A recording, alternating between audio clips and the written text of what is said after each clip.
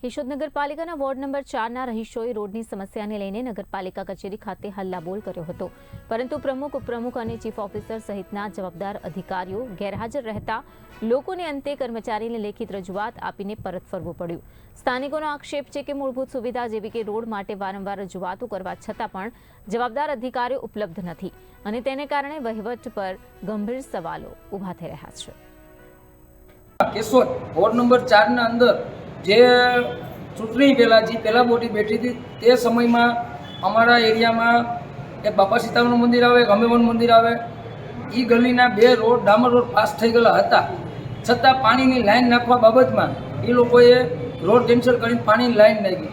આજે એના સમય થઈ ગયા, પાછી નવી બોડી બેસી ગઈ, છતાં ખાલી ધૂળ નાખવા આવ્યા એટલે અમે એને કીધું અમારે ધૂળ નથી જોતી, અમારા રોડ તમે બનાવી દો। તો એ લોકોએ અમને એવું કીધું કે તમારા રોડ રદ થઈ ગયા છે। એટલે અમે અત્યારે નગરપાલિકાએ આવ્યા, અમે જે પ્રમુખની ઓફિસે ગયા તો પ્રમુખ હાજર નહોતા, પ્રમુખની ખુરચીએ વાત કરી, અમે પ્રમુખની ખુરચીએ વાત કરી ને પ્રમુખના નગરપાલિકાના સદસ્યો હતા એ અંદર પ્રમુખની સીટમાં બેઠા હતા, ખુરચી આખી ખાલી હતી, પ્રમુખ તો હાજર હતા જ।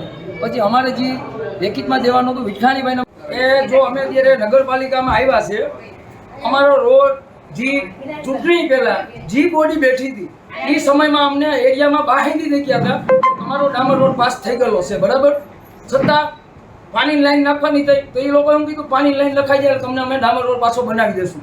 તો એ ચૂંટણી પાછી આવી ગઈ, પાછી નવી બોડી બેસી ગઈ, તો કાલે જીસીબી નગરપાલિકાનું ટ્રેક્ટર અમારે અહીંયા આવી અને ખાડા પૂરતા હતા એટલે અમે કામ રોકાયું। તમે કોને રજૂઆત કરવા માટે આવ્યા? અમે નગરપાલિકાના પ્રમુખને, તો પ્રમુખ છે, પ્રમુખ હાજરમાં નથી, તો ખાલી ખુરશીને તમે રજૂઆત કરો છો? ખુરશીને રજૂઆત નથી કરતા, અહીંના જે કોઈ બેઠા છે તમે કેમેરો ફેરવી શકો છો, અહીંના જે કોઈ પ્રતિનિધિ હોય એને અમે રજૂઆત કરીએ, નથી અમે જઈએ છીએ ચીફ ઓફિસર પાસે, બરાબર, પ્રતિનિધિથી થઈ જાય કામ?